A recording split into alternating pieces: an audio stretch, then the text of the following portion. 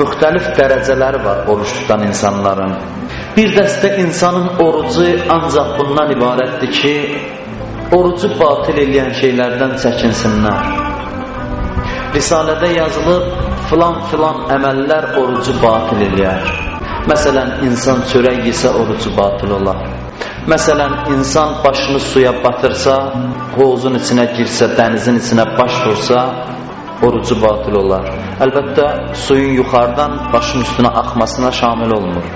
Başı suya batırmaq, yəni dənizə baş vurmaq, hovuza baş vurmaq. Və yaxud sübhə qədər cənabətli qalarsa bir insan, sübh azanına qədər cənabət quslu almazsa orucu batil olar.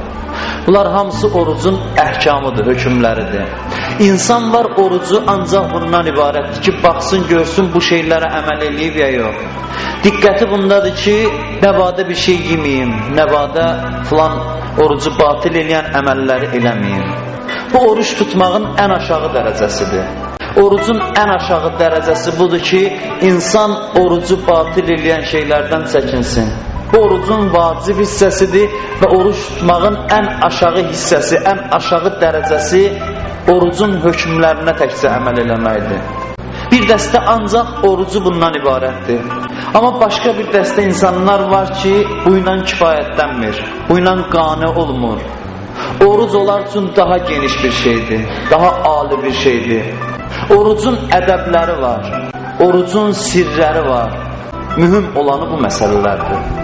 Orucun ən aşağı dərəcəsi onun ehkamıdır. Orucun daha ali dərəcəsi orucun ədəb və əsrarıdır.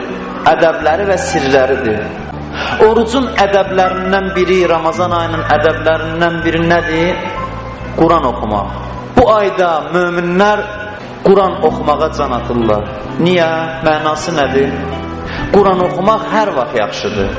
Amma şəhru Ramazan əlləzi unzilə fihil Quran. Quran buyurur, Ramazan ayı o aydır ki, Quran bu ayda nazil olur. Allah Quranı Peyğəmbərin qəlbinə mübarək olan Ramazan ayında nazil eləyir.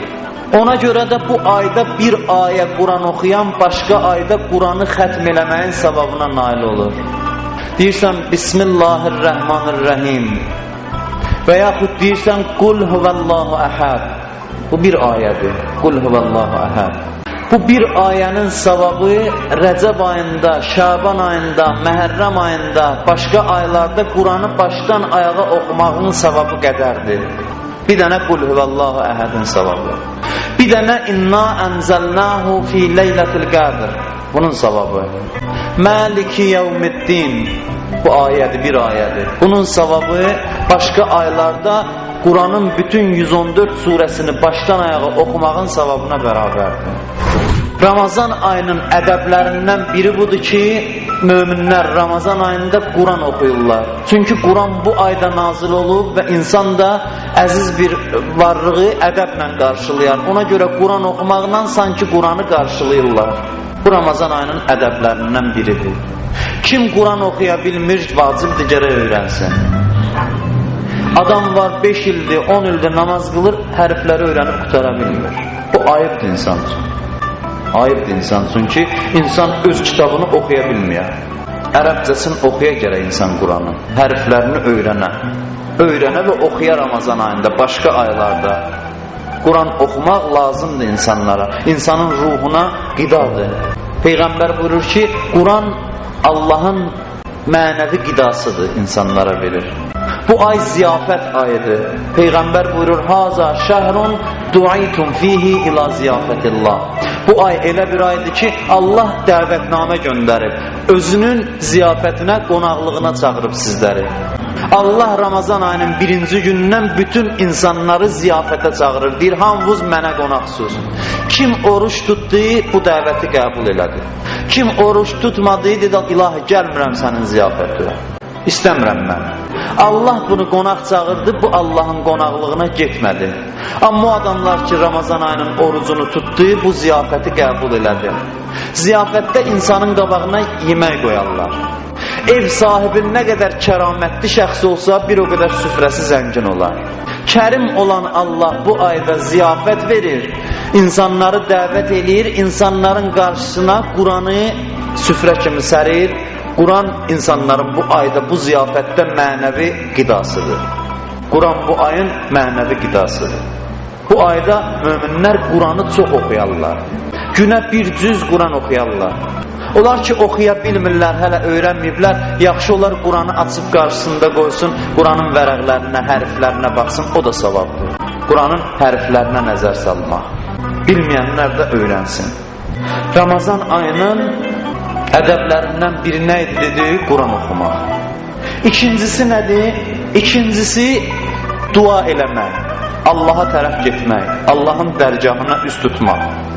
Niyə? Çünki Allah çağırır bizi. Deyir, gəlin, kim məndən nə istəsə bu ayda verim. Kim məndən bağışlanmaq istəsə bağışlayım. Peyğəmbər buyurur, ən bədbəxt adam, bilirsiniz kimdir? Ən bədbəxt adam. O adamdır ki, Ramazan ayı gəldi, getdi, bu bağışlanmadı. Da bundan bədbəxt adam yoxdur. Bu heç vaxt bağışlanmaz.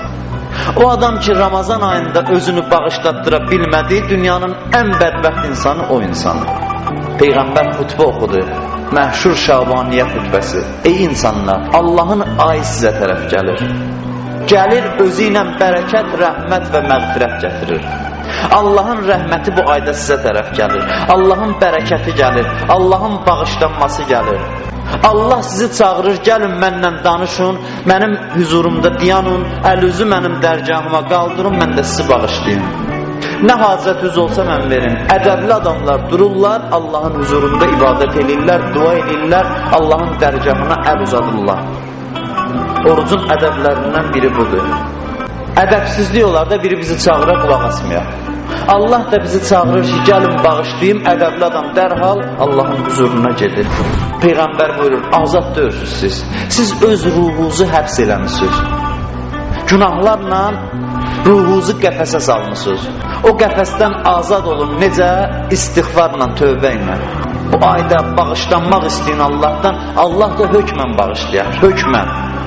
Heç zərrə qədər şək eləməyin.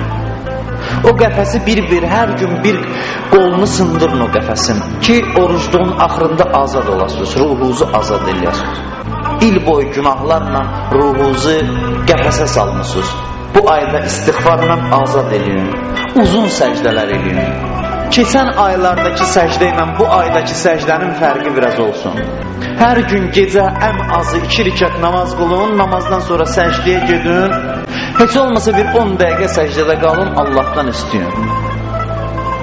10 dəqiqə heç olmasa səcdədə qalın. Ona gücünüz çatmır, 5 dəqiqə qalın səcdədə. Uzun səcdələrlə çiyninizdə olan günah yükünü tökün yerə. Bu ay sizə fürsət düşür. Bu ay fürsətdir sizə.